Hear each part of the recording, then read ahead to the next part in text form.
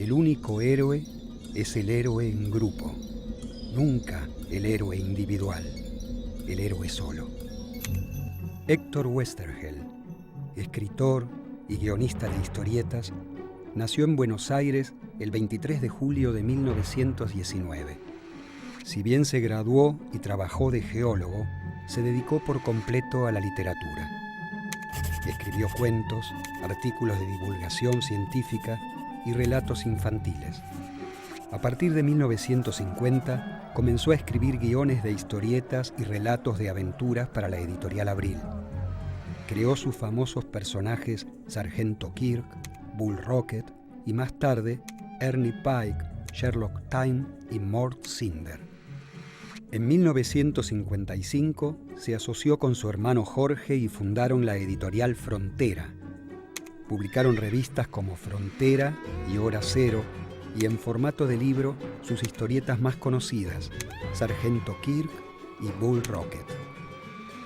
En 1957 apareció por primera vez su obra más emblemática, El Eternauta, un viajero de la eternidad que se aparece en casa del propio Oesterheld y le cuenta la historia de una terrible invasión extraterrestre en Buenos Aires. Con dibujos de Francisco Solano López, la tira se extendió por 2 años con gran éxito. Oesterheld publicó una segunda versión de El Eternauta en 1969, con dibujos de Alberto Breccia en la revista Gente. Sin embargo, las diferencias ideológicas con la revista, la estética experimental de los dibujos y el rechazo del público lo obligaron a adelantar el desenlace.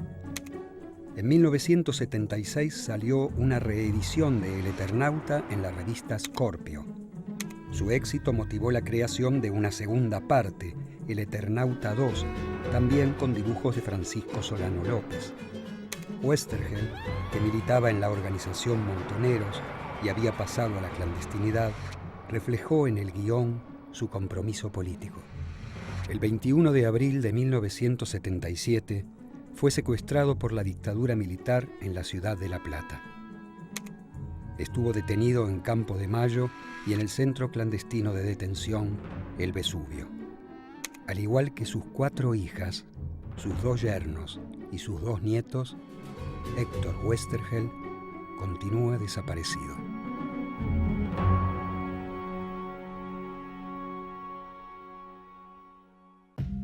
Es considerado el guionista fundacional de la historieta nacional moderna, a la vez que se le reconoce como uno de los pilares de la ciencia ficción local. Es también, junto a sus creaciones, símbolo de lucha y herida abierta.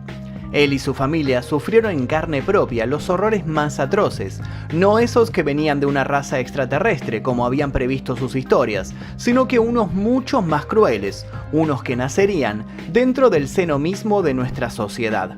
La nevada mortal que imaginó ocurría en 1963. Sin embargo, el infierno real se desataría a mediados de los años 70 con la llegada de la dictadura cívica-militar al poder. Hoy vamos a hablar del hombre que revolucionó la narrativa contemporánea y que también dejó un claro mensaje para el futuro. Hoy vamos a acompañar a Juan Salvo a recorrer la eternidad y vamos a terminar aterrizando en un oscuro y tétrico enero de 1978 para tratar de ver tras las nieblas del día que murió Oesterheld. Para cuando fue secuestrado por un grupo de tareas de la dictadura en plena ciudad de La Plata, Oesterheld ya sabía que pesaba sobre él la sentencia de un oscuro destino. 2 de sus hijas ya habían sido asesinadas y unas cuantas requisas realizadas en lugares de los que era habitué lo habían alarmado del peligro que corría. El 2 de abril de 1977 lo interceptaron y por la fuerza lo metieron en un vehículo que no tardó en perderse entre las penumbras de las diagonales de la capital bonaerense. Según se pudo reconstruir por testimonios de sobrevivientes, el autor de El Eternauta pasó por los centros clandestinos de detención y tortura de Campo de Mayo, del Vesubio y del Sheraton. Se estima que en el medio del proceso fue sometido a un sinfín de torturas, del mismo modo que el resto de detenidos. Sin embargo, ninguno de los golpes fue tan fuerte como el dado por los oficiales, que luego de privarlo de agua y comida por días, se presentaron frente a él y con una sonrisa despiadada se jactaron de haber terminado con la vida de sus otras 2 hijas. Entonces sí, todas sus hijas, 2 de ellas embarazadas, habían muerto. Sus yernos correrían la misma suerte. Solo de una de las chicas se recuperaría el cuerpo. Uno de sus nietos se salvaría. Lo mismo su mujer, Elsa. Pero nada de eso sabía Oesterheld en este momento. O quizás llegó a imaginarlo. Después de todo, su imaginación todo lo podía. Literatura y política. Héctor Germán Oesterheld. 1. El héroe en grupo. 2. Juan Salvo, el Eternauta. 3. El desierto crece. 4. ¿Dónde está Oesterheld? 1. El héroe en grupo. Hoy vamos a hablar de Héctor Germán Oesterheld. Es uno de los capítulos más tristes y desgarradores de nuestra historia y vamos a ser cautelosos en su tratamiento porque quisimos mucho a Oesterheld y queremos mucho a su mujer, su viuda, Elsa Oesterheld. El capítulo sobre Oesterheld va a tener 2 puntas. Una, nuestra infancia, y la otra, la dictadura militar. Durante nuestra infancia, es decir, tipos como el querido Fontana Rosa, Carlos Trillo o Sasturain, Guillermo Sacomano, yo, nosotros crecimos leyendo literatura dibujada.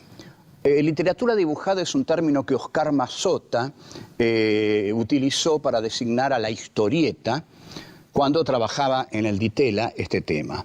Y Oesterheld sí hacía literatura dibujada. Fue el más grande escritor de la literatura dibujada. Oesterheld nace en julio de 1919 en Buenos Aires. Es un hombre de ascendencia alemana y va a ser el creador de los grandes personajes que van a llenar la imaginación de los chicos de la década del 50. Comienza trabajando en la editorial Abril y saca la mítica revista Mr. X. Mr. X, ahí aparecen los 2 grandes personajes de Héctor Germán Oesterheld, los 2 primeros grandes personajes, que son Bull Rocket y el extraordinario Sargento Kirk. De chico yo me especializaba en dibujar a Bull Rocket, pero mucho más al Sargento Kirk. Bull Rocket es una historieta que dibujó primero Paul Campani, un dibujante italiano, y luego siguieron Eugenio Soppi y Solano López, que vamos a ver es el dibujante de El Eternauta. Oesterheld, la frase que digamos, define la ideología de Oesterheld es la que dice: prefiero al héroe en grupo antes que al héroe solitario. Y en efecto, Bull Rocket actúa en grupo, porque son él, su amigo Bob, Pig y mamá Pygmy. Pig no es un cerdo, es un flaco loco al que le dicen Pig.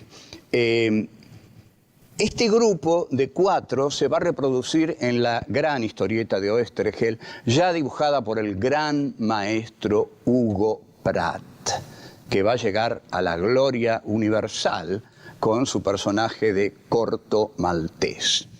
Es posible que se diga, y en principio iba a ser así, que el Sargento Kirk iba a ser una versión del Martín Fierro. Y en alguna medida Lo es, pero es el Martín Fierro mezclado con las películas de cowboys que nosotros veíamos en las matinés de los cines, que daban 3 películas, y bueno, o eran de piratas o eran de cowboys, o eran policiales. Y entonces el sargento Kirk, dibujado por Pratt, es un personaje, ante todo es un desertor del 7º de caballería, es un desertor que entre el 7º de caballería y los indios, elige los indios. La Argentina en ese momento tenía un grupo tan talentoso y tenía creadores tan talentosos que hacían lo que no hacía Estados Unidos. Hacían un tipo que desertaba del ejército para irse con los indios. Eso Estados Unidos no llegó a hacerlo hasta muy tarde en los años 60. Ya lo hizo Oesterheld en los 50. El sargento Kirk es un personaje además que tiene barba, tiene arrugas, no es un tipo lindo, sino que Pratt lo dibuja con los caracteres de la amargura, de la soledad y del viento caliente del desierto. Volvemos. 2. Juan Salvo, el Eternauta. En 1955, Oesterheld crea la editorial Frontera. En esa editorial nuclea a una serie de talentosos dibujantes como Eugenio Zopi, como Arturo del Castillo, que hacía Randall el Justiciero, que era una maravilla de dibujante, José Luis Salinas, Eugenio Zopi y Hugo Pratt, que era para mí el más genial de todos. Después saca 2 revistas de tamaño apaisado, que son Frontera y Hora Cero, que habrán de tener un éxito impresionante. Salíamos del colegio secundario a buscar Frontera y Hora Cero. Esos textos que formaron a los niños del 50 marcaron también a la generación del 70, porque esos niños que se educaron leyendo a Oesterheld más que a Julio Verne y a Salgari, fueron después los jóvenes de la juventud peronista, los militantes de los años 70. Por eso quieren tanto a Oesterheld. Recuerdan sus grandes historietas. Bien, en Frontera empieza la más célebre y universal de las historietas de Oesterheld. Hoy es un texto universal, quizás más conocido todavía que los grandes textos de Borges. Es el Eternauta con, por supuesto, guión de Oesterheld y dibujos de Solano López. El Eternauta comienza en una bohardilla en la cual 4 amigos están jugando al truco. Son el que va a ser el Eternauta, Juan Salvo, Polsky, Favalli y un 4º amigo. Juegan al truco y mientras juegan, Juan Salvo piensa, qué hermosa es esa bohardilla. Cómo lo cuida, cómo él se siente ahí cálido y piensa que abajo están durmiendo su mujer, Elena, y su hija, Martita. Y eso lo hace sentir como un triunfador en la vida. Tiene apenas una fabriquita de transformadores. De repente se apagan las luces y por la ventana ven caer una nieve. Oesterheld escribe como de dibujos animados.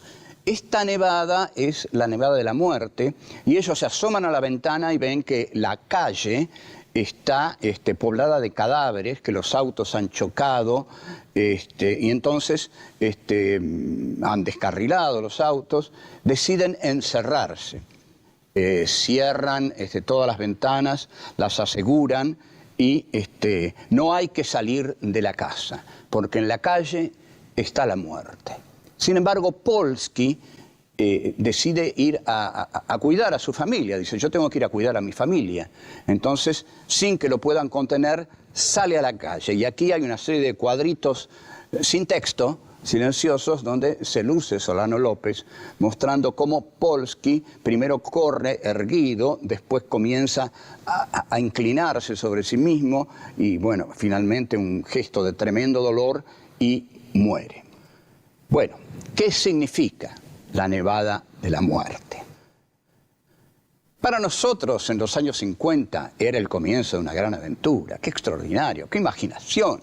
Una nevada de la muerte. ¿Qué hay detrás de eso? Bueno, había una invasión de una civilización agresiva con los hombres de la tierra, pero situada en la Argentina, ¿no? Y finalmente los cascarudos y los manos y los ellos se dice que Oesterheld se inspiró en una novela de Robert Heinlein, un autor cuya mejor novela es Forastero en Tierra Extraña, pero no mucho.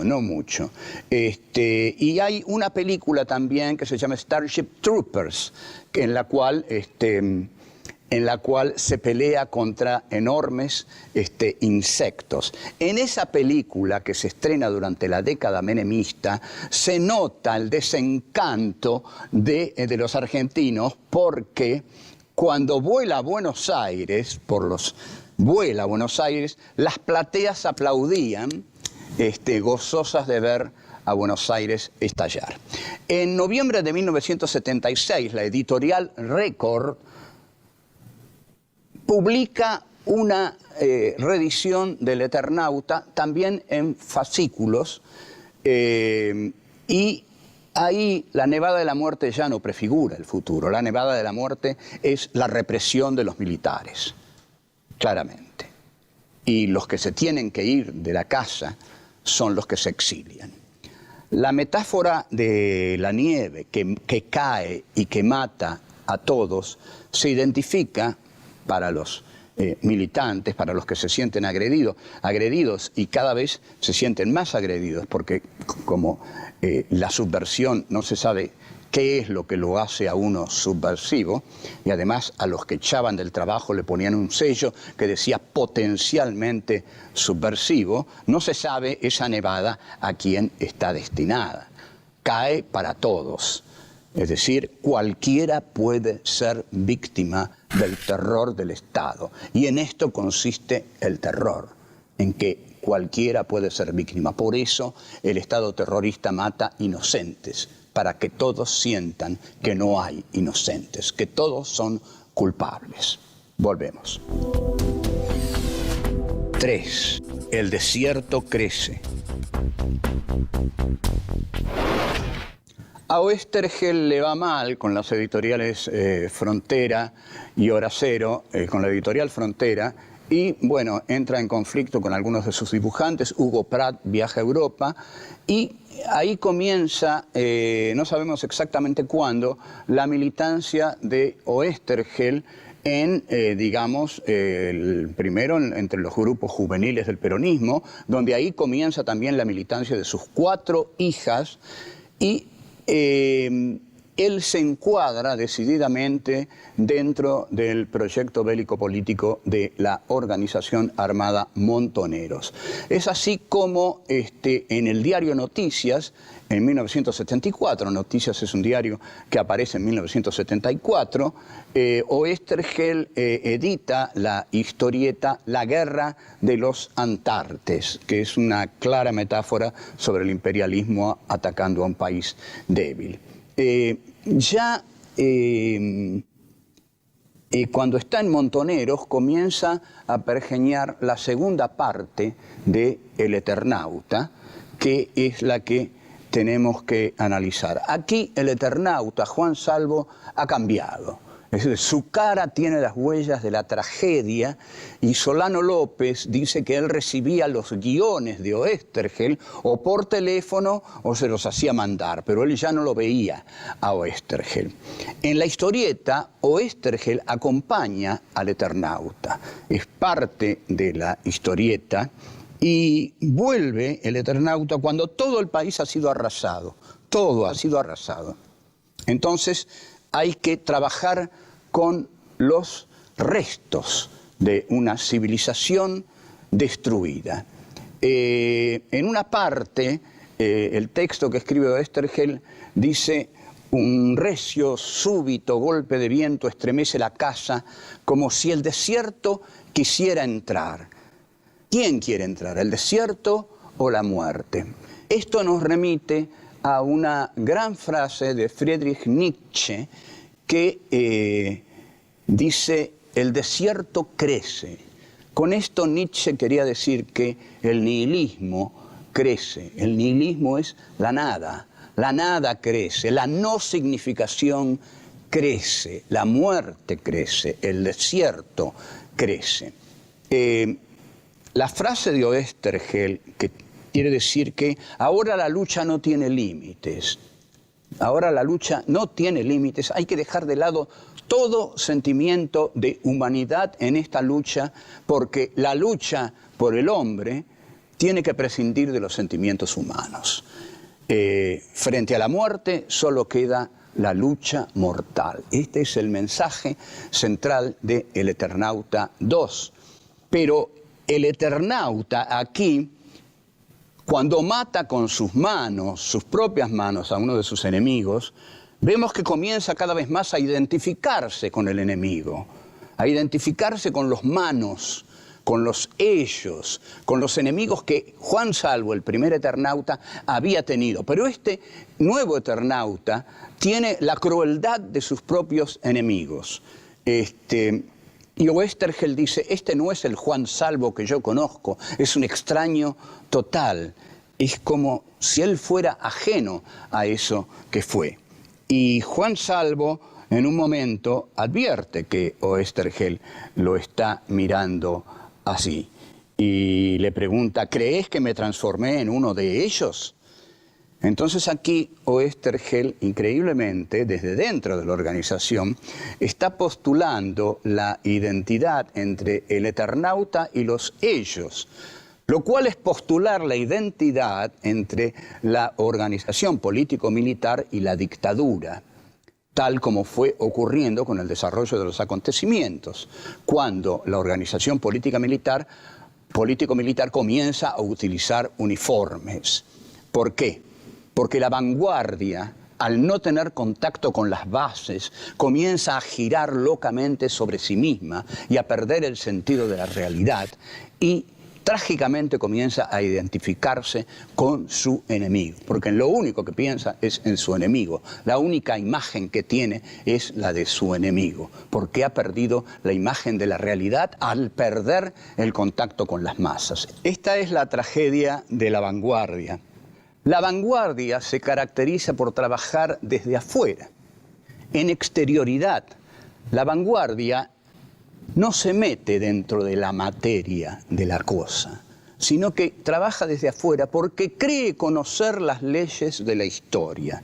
Entonces, al creer conocer las leyes de la historia, se cree superior y se cree con el derecho de enseñárselas al pueblo porque ella las sabe y las representa. Volvemos. 4. ¿Dónde está Oesterheld? En 1983, aún no había caído la dictadura desaparecedora, la revista Feriado Nacional saca una contratapa con un dibujo hecho por Saborido, que era un dibujante que sabía muy bien dibujar como nosotros, donde están todos los personajes de Oesterheld, no falta ninguno, y todos ellos llevan un gran cartel que dice ¿dónde está Oesterheld? Todavía preguntamos, ¿dónde está Oesterheld? El Eternauta 2 continúa en medio de un clima de angustia, de desesperación, que Solano López intenta expresar, a veces desesperado, con sus dibujos. Pero hay un momento hacia el final en que la tragedia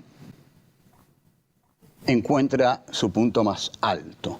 El Juan Salvo tiene que decidir entre salvar un pueblo llamado Las Cuevas o salvar a su mujer y su hija que están en otro lugar llamado El Promontorio.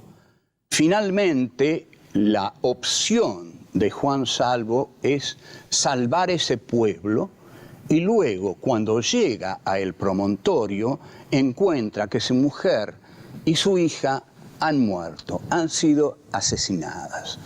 el Héctor Germán Oesterheld, compañero de Juan Salvo en la historieta, le dice, pero ¿fue la decisión correcta? Y él dice sí, porque es la decisión que hubieran tomado todos los compañeros que murieron en la causa en la que estamos. Ellos hubieran hecho lo mismo que yo. Y Oesterheld le dice, te entiendo, te comprendo, pero lo que pasa es que duele tanto. Sí, duele tanto. Tanto duele como toda esta tragedia le ha dolido a Elsa Oesterheld, porque los militares mataron a Héctor Germán Oesterheld y a las 4 hijas del matrimonio Oesterheld. Y a Héctor Germán Oesterheld le mostraron la foto de cada una de sus hijas muerta. Como hay que tener un grado de sadismo infinito para hacer esto. Por último, este programa está dedicado a Elsa Oesterheld. Esto es para vos, Elsa, porque sufriste quizá, sin duda, la más grande tragedia de la enormemente trágica dictadura militar. Pero quiero que sepas que todos aquí te queremos mucho y quiero decirte de mi parte que lo que perdiste es irrecuperable, pero que tu temple también siempre fue extraordinario, excepcional, magnífico, y tu elección por la vida es un ejemplo para todos nosotros. En cuanto a Héctor, tu marido, también lo queremos, porque fue el que llenó de imágenes maravillosas nuestra infancia, el que nos dio las historietas maduras y a la vez maravillosas, las grandes aventuras, el sargento Kirk y sus amigos en el ranch del Cañadón Perdido, Bull Rocket y el Eternauta. Despertó nuestra imaginación. Yo aprendí a dibujar copiando los dibujos de Pratt, que eran parte de las historietas de Oesterheld. De modo que él también, por supuesto, siempre debe estar presente en nuestras vidas y en las vidas de muchos otros, porque es en estos momentos un autor internacional y es parte inescindible del cómic, de la historieta también internacional. De modo que salud, Héctor Germán Oesterheld, y ahora, disculpen, pero me voy porque tengo una cita con el sargento Kirk y sus amigos en el ranch del Cañadón Perdido. Una hermosa cita.